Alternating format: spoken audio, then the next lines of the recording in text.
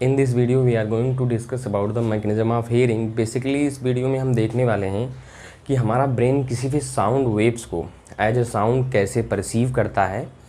तो सबसे पहला पॉइंट इसमें ये होता है कि ये मैकेनिज्म ऑफ हियरिंग जो है, हियरिंग का मेन काम किसको होता है, हमारे इंटरनल ईयर के जो ऑर्गन ऑफ कार्टाई होता है, मेन रिस्पॉन्सिबल ऑर्गन होता है for the mechanism of hearing. तो सबसे पहला पॉइंट इसमें यह है कि it is done by organ of Corti of और इंटरनल ईयर। तो नोट डाउन कर लेते हैं।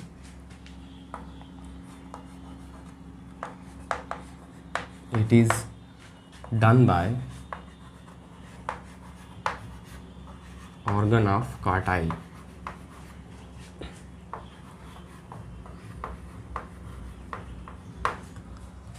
तो ये जो साउंड वेव्स होती है, ये जो सराउंडिंग में कोई भी साउंड्स हम सुनते हैं तो एज ए वेव्स ये कैसे हमारे इंटरनल ईयर तक पहुंचती हैं। तो सबसे पहला पॉइंट ये है इसमें कि जब हम किसी भी साउंड वेव्स को सुनते हैं तो सराउंडिंग में कोई भी साउंड वेव्स हमको सुनाई देती है, तो सबसे पहले वो sound wave as a pressure wave, क्योंकि बाहर प्रेशर ज़्यादा होता है और हमारे कान के अंदर प्रेशर कम होता है, तो एज अ प्रेशर वेव हमारे जो ईयर पिन्ना होते हैं वो इसको कलेक्ट करते हैं और ईयर कैनाल के थ्रू ये पहुंचती है जो है टिम्पैनिक मेम्ब्रेन तक या ईयर ड्रम तक, या जिसे हम कान का पर्दा भी कहते हैं। तो ये ईयर ड्रम में जो ये वाइब्रेशंस है, ईयर ड्रम से ये जो वाइब्रेशन है ये ईयर साइकिल्स के थ्रू यानी कि मैलियस इनकस स्टेपीज के थ्रू ये पहुंचता है कहाँ तक, स्ट्रेचिंग मसल्स तक। स्ट्रेचिंग मसल्स जो होती हैं यानी कि जो फेनेस्ट्री मसल्स होती हैं उनको स्ट्रेचिंग मसल्स कहते हैं। ये वाइब्रेशन पहुंचता है स्ट्रेचिंग मसल्स तक। स्ट्रेचिंग मसल्स जब स्टार्ट करती हैं वाइब्रेट करना तो ये ट्रांसफ़र कर देती हैं वाइब्रेशंस को स्केला वेस्टिबुलाई तक। स्केला वेस्टिबुलाई और इसका पेरीलिम्फ जब इस वाइब्रेट करना स्टार्ट कर देता है तो ये ट्रांसफ़र कर देता है स्केला टिम्पेनाई तक।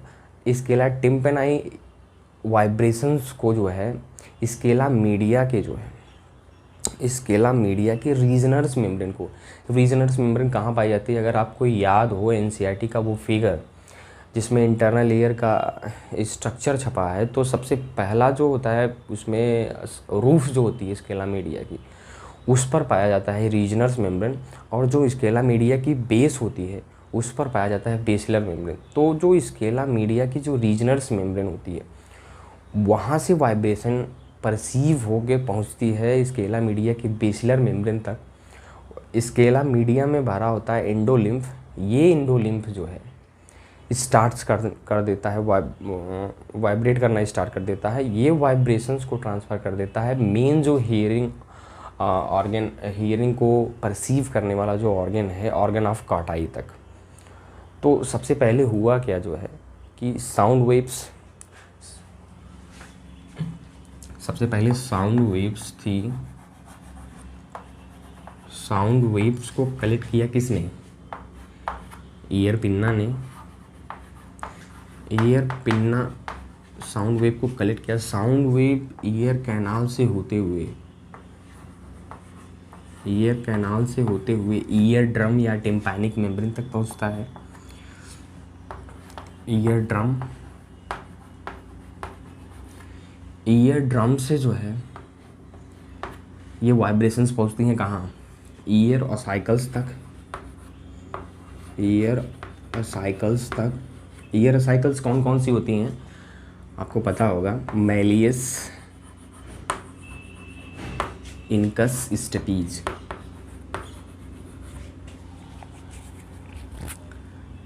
Malleus incus stapes. अब ईयर ऑसाइकल्स से ये जो वाइब्रेशन से ये ट्रांसफ़र होती हैं जो है स्ट्रेचिंग मसल्स को।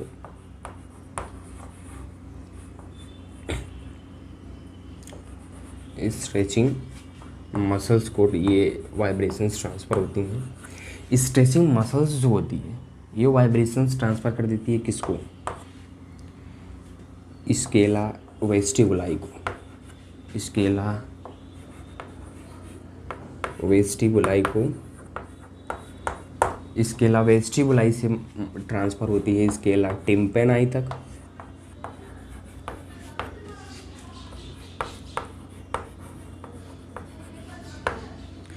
स्केला टेम्पेनाई से ये इसके पेरीलिम्फ से होते हुए इसके जो इसमें जो स्केला टेम्पेनाई में जो पेरीलिम्फ जो भरा हुआ है, इससे होते हुए ये मेन जो हेयरिंग का काम करता है, जो ऑर्गन ऑफ कार्टाई तक, यहाँ तक ये वाइब्रेशंस को जो है पहुँचाती हैं। यानी कि स्केला टिम्पेनाई का पेरीलिम्फ जब वाइब्रेट करता है तो ये पहुँचा देता है कहाँ पे, स्केला मीडिया के इंडोलिम्फ में, स्केला मीडिया, और इसमें भरा होता है क्या, इंडोलिम्फ। इंडोलिम्फ क्या है? इंडोलिम्फ जो होता है स्केला मीडिया में एक लिक्विड होता है, जहाँ पर जो ये जो प्रेशर वेव्स होती हैं, जो ये साउंड्स वेव्स होती हैं, ये स्विम करके जो है ऑर्गन ऑफ कार्टाई तक पहुँचती हैं। जो है ऑर्गन ऑफ कार्टाई इनको परसीव करता है। इसमें ऑर्गन ऑफ कार्टाई में एक सेंसरी सेल्स पाई जाती हैं, जिसे हम हेयर सेल्स कहते हैं। वो जो हेयर सेल्स होती है इस प्रेशर वेव्स को जो है परसीव करती है और पहुंचाती है कॉक्लियर नर्व के थ्रू, कॉक्लियर नर्व थ्रू जो है ऑडिटरी नर्व जो है पहुंचाती है ब्रेन तक, जहाँ पर ये जो प्रेशर वेव्स है, ये साउंड वेव्स को एनालाइज्ड किया जाता है और रिकॉग्नाइज किया जाता है। तो ये स्केला मीडिया से साउंड वेव्स जो है ट्रांसफ़र होती हैं कहाँ पे, ऑर्गन ऑफ कार्टाई में,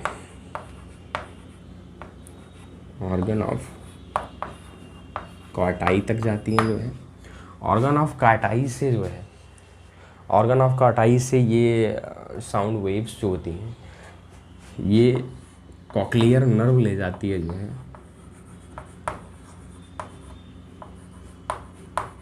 कहाँ तक, ब्रेन तक।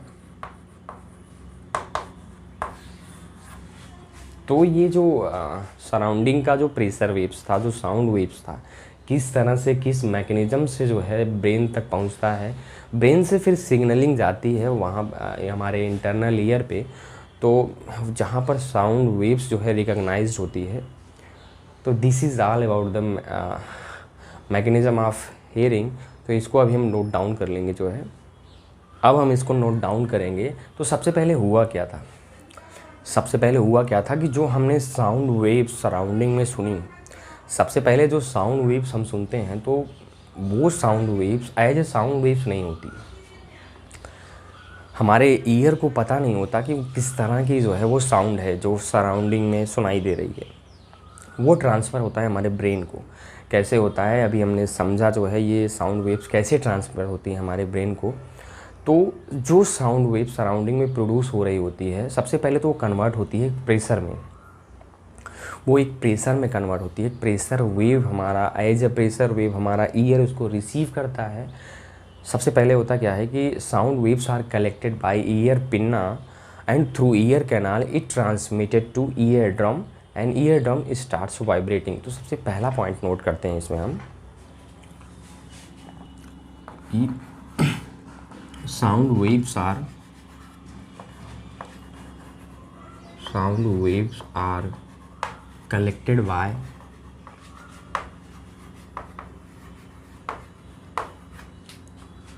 ear pinna and through ear canal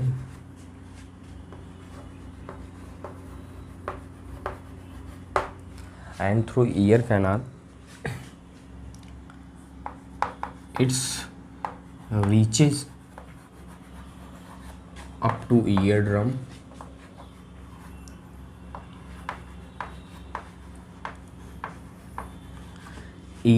starts vibrating.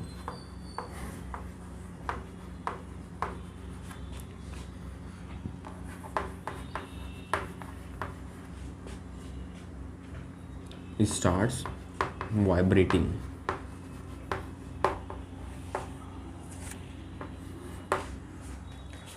तो सबसे पहले हुआ क्या कि जो है साउंड वेव्स को ईयर पिन्ना ने कलेक्ट किया, वो ईयर ड्रम तक पहुंची, ईयर ड्रम जो है वाइब्रेट करना स्टार्ट किया। अब these vibrations are collected by जो है fenestra muscles through the ear ossicles. तो सेकेंड पॉइंट है,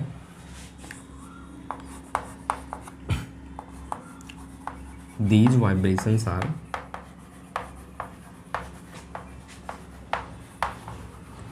collected by stretching muscles या fenestrae muscles,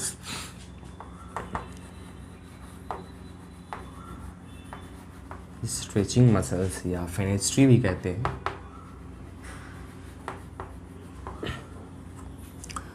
through year cycles, through year cycles. Year cycles कौन कौन सी होती हैं? माइलियस, incus and steppes.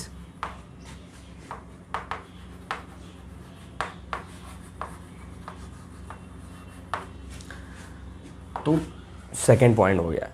Third point में क्या होता है कि इन वाइब्रेशंस, जो स्ट्रेचिंग मसल्स में वाइब्रेशन है, ये वाइब्रेशंस रिसीव करती हैं कौन? जो स्केला वेस्टिबुलाई का जो होता है, पेरिलिम्फ जो होता है, इन वाइब्रेशंस को जो है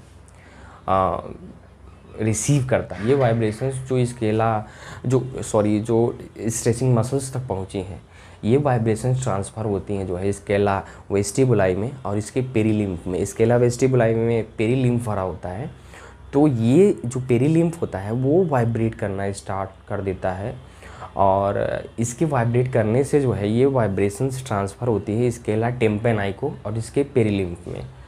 तो now these vibrations are stretching muscle से from here, vibrations are transmitted by stretching muscles to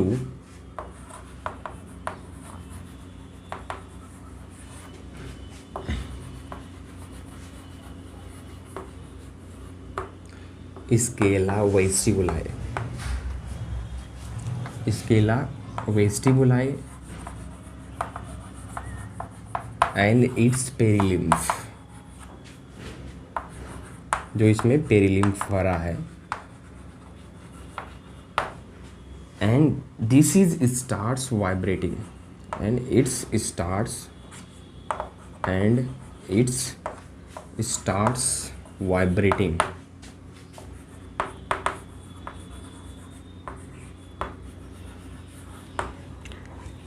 अब स्केला जो वेस्टिबुलाई है और इसका जो पेरिलिम्फ जो इसमें भरा है, वाइब्रेशन इसमें पहुंची, इसमें जो है वाइब्रेशंस प्रोड्यूस हो गया। ये वाइब्रेशन सब ट्रांसफ़र होती हैं किसको? स्केला टेम्पेनाई और इसके जो इसमें जो भरा हुआ है कौन? Perilymph. Now these vibrations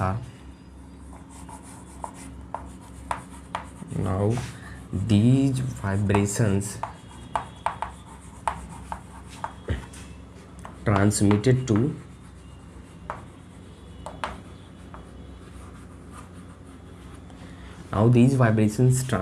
to scala tympani या टिम्पनी, जो भी आप बोलते हो, जो है scala tympani and its perilymph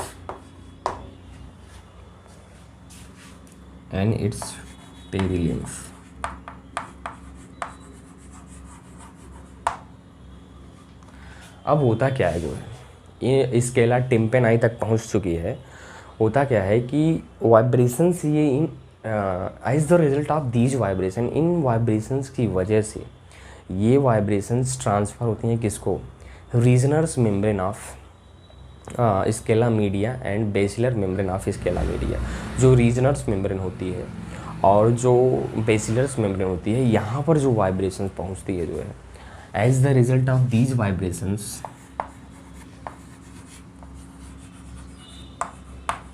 as the result of these vibrations,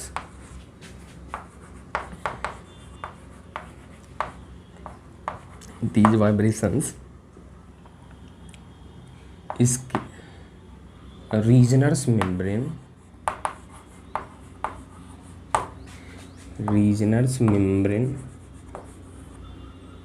and basilar membrane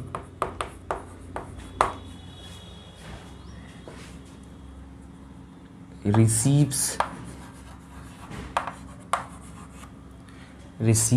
vibrations through इंडोलिम्फ।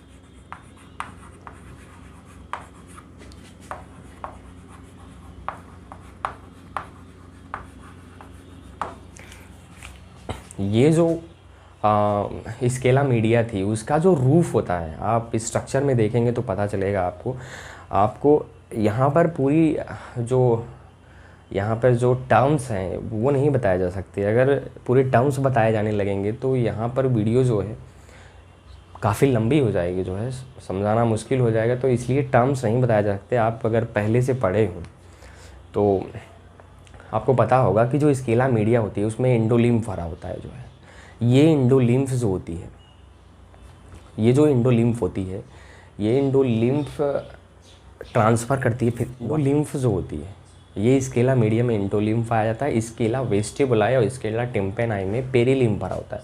अब इंडोलिम्फ तक वाइब्रेशंस पहुंची है। Now these vibrations are transmitted to organ of Corti through the इंडोलिम्फ।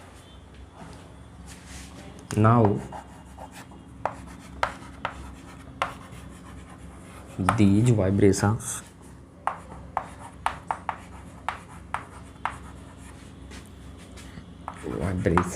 are transformed to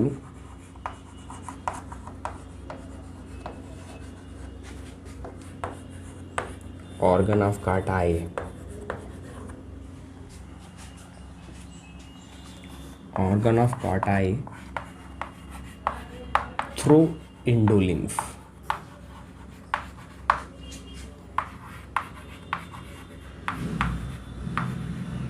Through endolymph.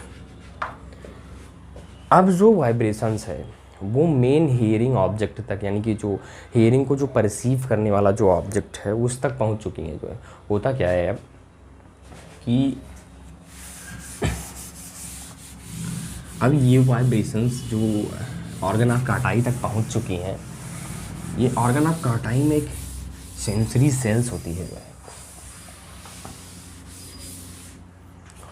Now these vibrations are received by sensory cells of the organ of Carti. Now these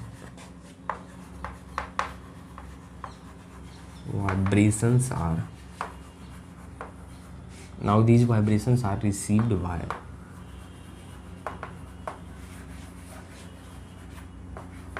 sensory cell. Sensory cell जो कि होती है कौन सी, hair, जिसको हम कहते हैं hair cells, received by sensory cells of organ of कार्टाई।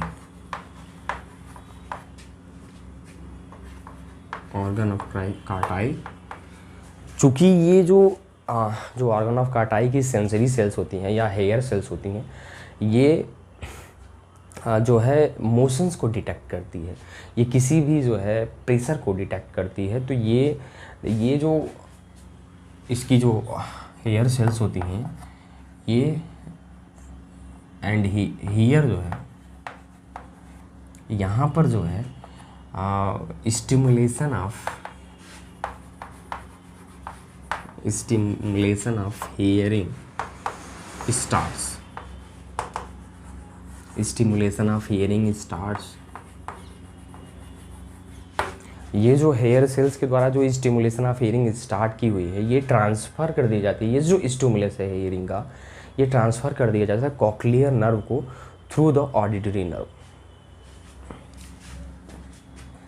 These stimulus या इम्पल्स भी कह सकते हैं, जो है दीज स्टिमुलस या impulse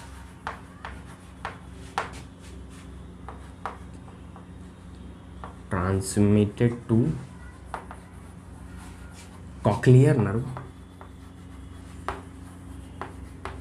through auditory nerve. Cochlear nerve through auditory nerve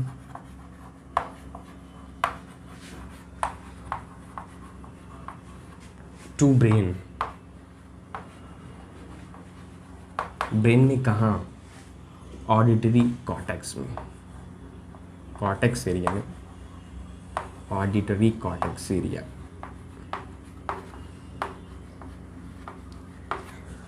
अब ये जो प्रेशर वेव है या साउंड वेव्स है या वाइब्रेशंस है, ये जो है ब्रेन तक पहुंच चुकी है, जहाँ पर इसे जो है जहाँ पर इसे इस साउंड वेव्स या प्रेशर वेव को रिकॉग्नाइज किया जाएगा जो है, और हियरिंग जो है प्रोड्यूस होगी। तो this is all about the mechanism of